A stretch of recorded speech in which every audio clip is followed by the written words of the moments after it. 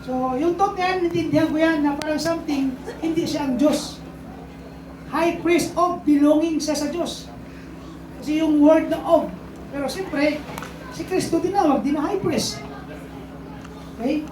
So, sa quotation ako, kasi para sa akin, wala akong karapatan mag-interpret o mag-explain, kundi by regulation lang, no, sa tulong ng mensahe ni Brother Branham, doon ko lang kukunin. Okay? Sabi dito,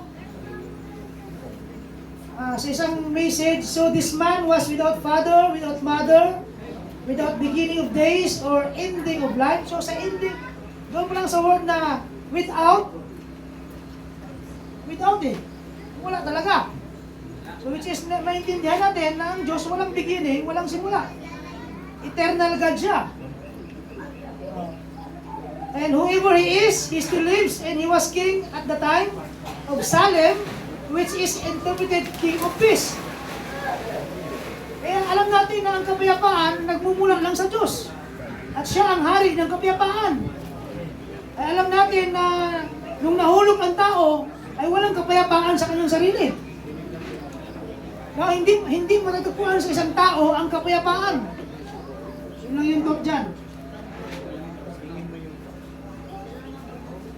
Okay, so dito pinapakita natin na wala siyang beginning. Now, sa isang quotation,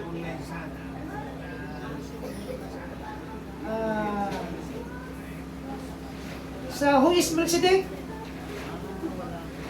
ano ko na lang nung dumating itong tatlong anghel at tatlong tao kay Melchizedek at kay Abraham, sabi ni Branham, but no matter how many Abraham saw, it was still one Lord. Nabasa natin sa Genesis 18. No? The Lord appeared unto Abraham. So nung dumating itong tatlo, kahit tatlo pa yan sila, nakilala o na-recognize ni Abraham, isang Panginoon lang. Pero kay Lot, ang tawag niya nung pumunta ito sa Sodom and Gomorrah, my lords. Kaya pag ikaw pala ay hindi ka pinili, so it's up to you kung ilan ang Panginoon mo. Pero dito sa pinili, isa lang ang Panginoon niya. Kaya kung pinili ka, makikilala mo ang isang Panginoon. Kaya kung believer ka o either unbeliever ka, o baka dalawa ang Diyos mo, dalawa ang Panginoon mo, pero kay Abraham, isa lang talaga ang Panginoon. Another one. Sinabi kanina na si Melchizedek ay si Jesus. Si Melchizedek ay hindi si Jesus. Pero the same person sila. Kasi bakit? Kung sino ang nanahan kay Jesucristo, yun din yung nandoon kay Melchizedek. Yun po yung tinatawag na the same person, hindi yung si Kristo na literal na anak. Though si Kristo, kasi Istanbul iba, another second person of the Godhead. Hindi. Person siya, he was a man. Pero hindi siya second person of the Godhead. Kasi siya ay in Him, dwelleth in the fullness of Godhead bodily. Siya yung tabernakulo ng Diyos. Kasi yung doon sa message ng iba, ginagamit ng talagang pangwanis talaga na stand. No? Kasi may stumble sila pag sinabi natin na si Kristo ay persona din, as a son. Pero hindi, ang totoo, hindi second person, it means one God in three person. Yun po ang totoo. Pero si Kristo, ginawa talaga ng Diyos, hindi second person, hindi third person, kundi tao at tinahanan ng Diyos.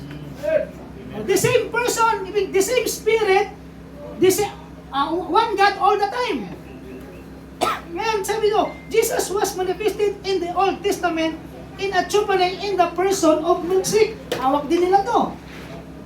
Hindi na makita na paano manifest na ba? Literally, no. Ang pinapakita dito, yung katangian na nandoon kay Melchizedek, nakita kasi ginawa ni Kristo sa New Testament. Okay, bigyan ko halimbawa. Sabi dito sa isang quotation na bawa ko halimbawa. Walk down, he said, I'm going down to talk Abraham. He might not understand me if I go as a man. He'll know it. That was nothing but prefigure of the Lord Jesus Christ. the Melchizedek and so forth, prefigure lang pala si Melchizedek. All foreshadow. Kasi si Brother Ram, kahit in shadow sa ano siya, typologies. Okay, bibigyan ako ng halimbawa. May shadow ba? Wala akong shadow eh. Ha? Meron naman konti. Kunti lang, pero naintindihan natin, pag natamaan tayo ng araw, may shadow. Tama ba? Tama. At alam niyo ba, pag ang araw pag ito ay umakyat, saan nagsimula? West or east? Pag sa east, ito umakyat, sinong nauna? Sa buhay, pag ikaw naglalakad ng siya ang araw na sa east, anong nauna? Shadow o ikaw? Ikaw. Shadow ang nauna. Kaya nga pinauna ang Old Testament kasi shadow lang yan. Tandaan natin, pag may shadow, may real substance.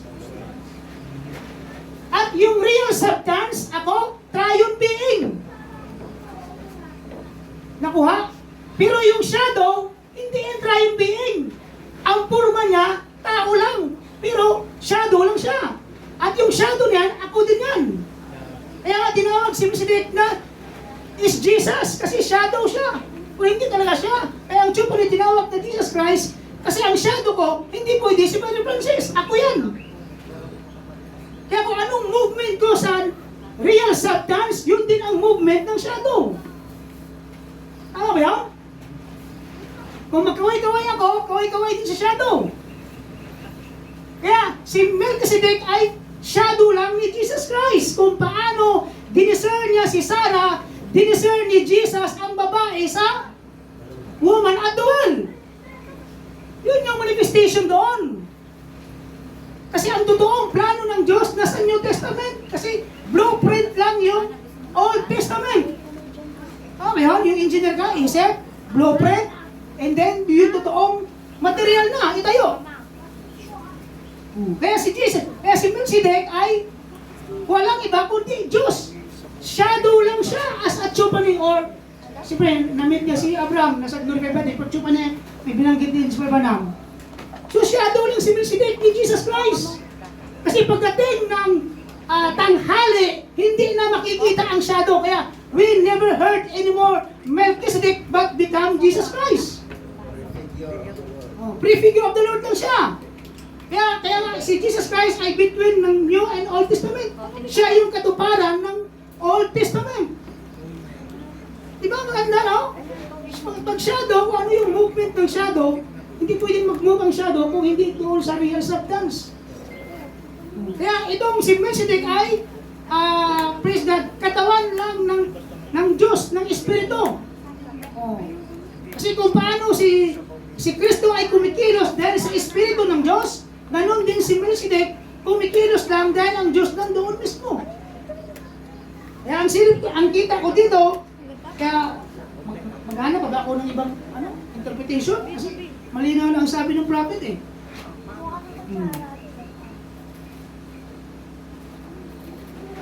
Ito na yung last quotation ko. No? He came in and lived in the person of Melchizedek. Then later we never heard no more of Melchizedek because he became Jesus Christ. Melchizedek was the priest but he became Jesus Christ. Yun lang po yung natin, yung aking thought, no, na para sa akin, prefigure lang siya ng ating Panginoon si Kristo. Kasi talaga ang totoong layunin ng Diyos ay nasa New Testament. Hindi natin maintindihan pala ang New Testament kung hindi dahil sa Old Testament. Kaya ang Old ay type and shadow lang yan eh. So that's all lang.